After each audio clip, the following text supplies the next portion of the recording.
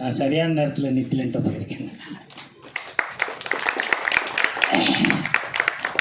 வந்து 2 நாள் நடிக்கணும்னு போய் ஒரு 41 நாள் நடித்து ஒரு மாயாண்டி குடும்பத்தார் வந்து ஒரு 21 வருஷத்துக்கு முன்னாடி வந்துச்சு. அதுக்கப்புறம் பெருசாக நிறையா படங்கள் நடித்தேன். நான் 140 படம் நடிச்சிருக்கேன். நிறையா ஃபோன் கால்ஸ் எல்லாம் வரலை. நான் யாராட்டிருந்தெல்லாம் ஃபோன் வரணும், அப்போ தான் நான் நடிச்சிருக்கேன், அப்போ தான் இந்த இண்டஸ்ட்ரியில் இருக்கேன்னு நான் நினச்சேன்ல, அவங்க எல்லாமே எனக்கு ஃபோன் பண்ணிட்டாங்க. இவங்ககிட்டருந்து ஃபோன் வந்தால் தான் இந்த படம் வெற்றி அப்படின்னு நினைப்பேன்ல, அவங்களும் எனக்கு ஃபோன் பண்ணிட்டாங்க. ரொம்ப நன்றி. இந்த படத்தை இன்றைக்கி இருக்க புதுசாக வர உதவி இயக்குநர்கள், இந்த விஷுவல் கம்யூனிகேஷன்லாம் படிச்சுட்டு உள்ளே வர்றவங்க, இந்த படம் கொஞ்ச நாளில் ஓடிடியில் வந்துடும். உங்களுக்கு இது ஒரு பேஸ்ட்டாக கூட உங்களுக்கு படம் ஃபுல்லாகவே கிடைக்கலாம். ஃபஸ்ட்டு மியூட் பண்ணி ஒரு பேப்பர் எடுத்து ஃபுல் டே உட்காந்து எழுதுங்க, ஸ்க்ரீன் ப்ளே எழுதுங்க. எந்த ஷாட்டுக்கு அப்புறம் எந்த ஷாட்டு என்னென்ன சீன்ஸ் வருது, எது நைட் எஃபெக்டில் எடுத்துருக்காங்க, டே எஃபெக்டில் எடுத்துருக்காங்க, எதை கட் பண்ணி எங்கே ஃப்ளாஷ் கட் போகிறாங்க, எல்லாத்தையும் உட்காந்து எழுதுங்க. மியூட் பண்ணுங்கள். மியூட் பண்ணால் தான் ஃபாலோ பண்ண முடியும். மியூட் பண்ணி எழுதுங்க. இந்த படம் அவ்வளோ பெரிய விஷயத்தை நம்ம தமிழ் சினிமாவுக்கு சொல்லி கொடுத்துருக்கு. நித்திலன்ட்டெல்லாம் வந்து நித்திலன் வந்து நான் நிறையா பேர்கிட்ட கேட்டேனே, இந்த கேரக்டர் பண்ண மாட்டாங்க அப்படின்னாரு. நான் என்ன செய்ய போகிறேன்னு, அவங்கள நம்ப மாட்டாங்க, அதனால் நீங்கள் நடிங்க அப்படின்னு.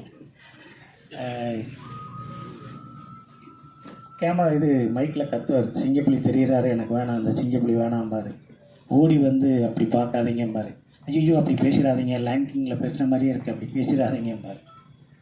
இதே மாதிரி தான் டப்பிங். நான் 2 நாளில் முடிச்சுட்டு டப்பிங்க அவர் ஒரு வாரம் எடுத்தார். ஃபுல்லாக எடுப்பார். திருப்பி வந்து ரூம்லேருந்து வந்து நாளைக்கு இதை திருப்பி எடுப்போம்னே, கோச்சிக்கிறாதீங்க பாரு. உண்மையை சொல்ல போனால் நித்திலன் காசு சம்பாதிக்க சினிமாவுக்கு வரல. நான் வந்திருக்கேன், நிறையா பேர் வந்திருக்கலாம், ஆனால் அவன் காசு சம்பாதிக்க அந்த கேரக்டர் நித்திலன் சுவாமிநாதன் வரவே இல்லை. ஏன்னா குரங்கு பொம்மைங்கிற படத்தை எடுத்துகிட்டு ஒரு 7 வருஷமாக பேப்பரை வச்சுக்கிட்டே உட்காந்துருக்காங்க.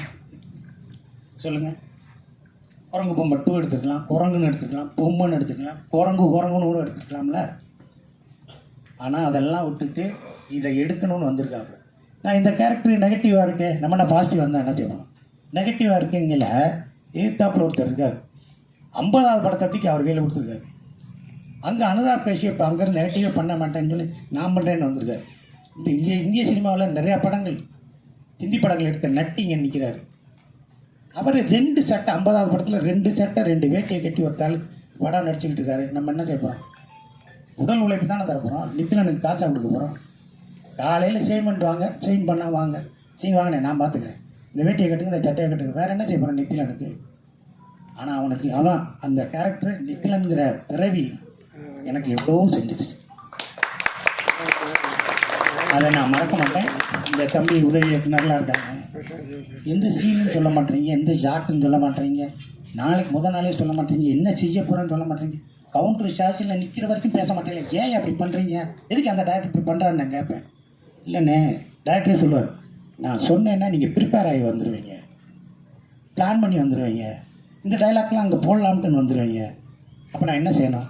க்ளீன் ஸ்லேட்டாக வரேன் எடுத்துக்க. அதே மாதிரி தான் தினமும் க்ளீனாக போவேன், யோசிக்கிறதே இல்லை. அவர் எங்கிட்ட சொன்னாரோ இதைத்தான் செய்யும். மூக்கை உறிஞ்சிறத கூட இப்படி உறிஞ்சிங்கன்னு எனக்கு 4 ரெஃபரன்ஸ் காட்டேன். நானும் 7 தடவை மூக்கை உறிஞ்சி தும்மல் தான் வருது சொல்லி அவர் மாதிரி உறிஞ்ச முடியும். சரியாக கடைசியாக இந்த படம் எல்லோரும் வெயிட் பண்ணிட்டு போய் இந்த மகாராஜாங்கிறது ஒரு சலூன் கடை வச்சுருக்காரு. அந்த சலூனில் வேலை பார்க்குறான். அத்தனை பேரும் ஒவ்வொரு முகமும் அழகாக இருக்கிறதுக்காக வேலை பார்க்குறான். உனக்கு எப்படி மீசை இருக்கணும், உனக்கு எப்படி தாடி இருக்கணும், உனக்கு எந்தெந்த இடத்துலலாம் முடி கரெக்டாக விட்டுனா நீ அழகாக இருப்பியோ அதை செய்கிறான். அவங்க ராஜா தானே, அந்த ராஜா தான் இந்த மகாராஜா. இந்த படத்தை எல்லோரும் கொண்டாடுறீங்க, பெருமையாக இருக்குது.